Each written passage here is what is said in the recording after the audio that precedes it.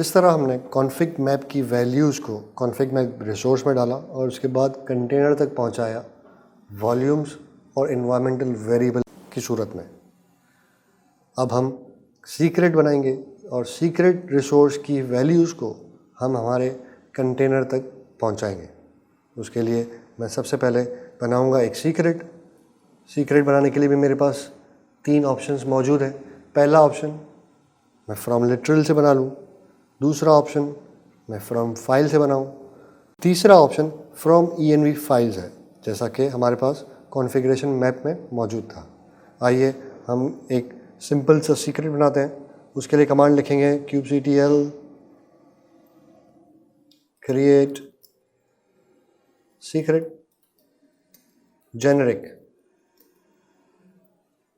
इसके बाद हम नाम देंगे कि किस नाम से हमने सीक्रेट रिसोर्स बनाना है।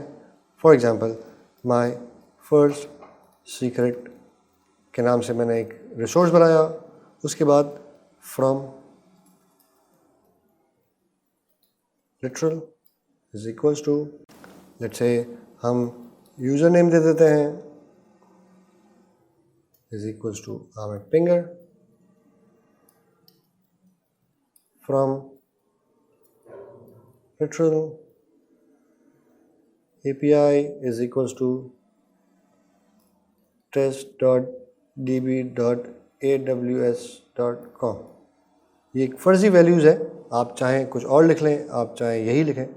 हम एक्सपीरियंस करने के लिए वैल्यूज़ डाल रहे हैं। आइए हम पहला सीक्रेट बनाते हैं और उसने बताया कि सीक्रेट बन चुका। आइए हम लिस्टिंग लेते हैं kubectl गेट सीक्रेट से।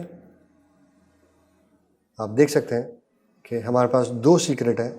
पहला सीक्रेट जो कुबरनेटिस ने अपने लिए बनाया हुआ है वो उससे हमारा कोई ताल्लुक़ नहीं, और दूसरा सीक्रेट माय फर्स्ट सीक्रेट जो कि हमने अभी बनाया।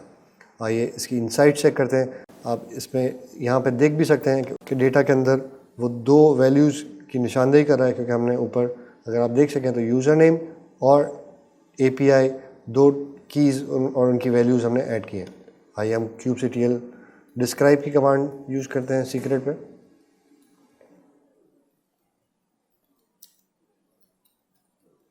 और सीक्रेट का नाम है माय फर्स्ट सीक्रेट। आप देख सकते हैं कि उसने हमारी स्क्रीन पे बहुत सारी डिटेल्स शो कर दी। उस डिटेल में हमारे पास उसने डेटा तो दिया, API की तो बताई, बट उसने उसकी वैल्यू नहीं बताई, क्योंकि ये सीक्रेट है और नहीं बताएगा वो। अगर आपने इस डेटा की वैल्यू को चेक करना हो कि किस तरह आप उसे चेक कर सकते हैं, उसके लिए तरीका है kubectl गेट सीक्रेट का नाम my first secret -o for output, और हम YAML फॉर्मेट में उसका आउटपुट लेते हैं। आप चेक कर सकते हैं कि उसने पूरी YAML फाइल दे दी जिसके अंदर API की और उसकी वैल्यू जो कि बेस 64 के तहत इंक्रिप्ट हुई है। ये बहुत आसानी से डिक्रिप्ट भी हो जाती है, ये बहुत सिक्योर तो नहीं, बट सिंपली एक रॉ फॉर्म में डेटा से ये बहुत बेहतर है।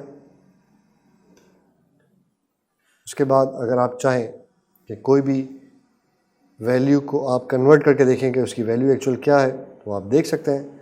आपने इसको कॉपी किया, आप echo की कमांड यूज़ कर सकते हैं। echo की कमांड के बाद आपने पाइप का निशान देना है बेस 64 -d फॉर डिक्रिप्शन।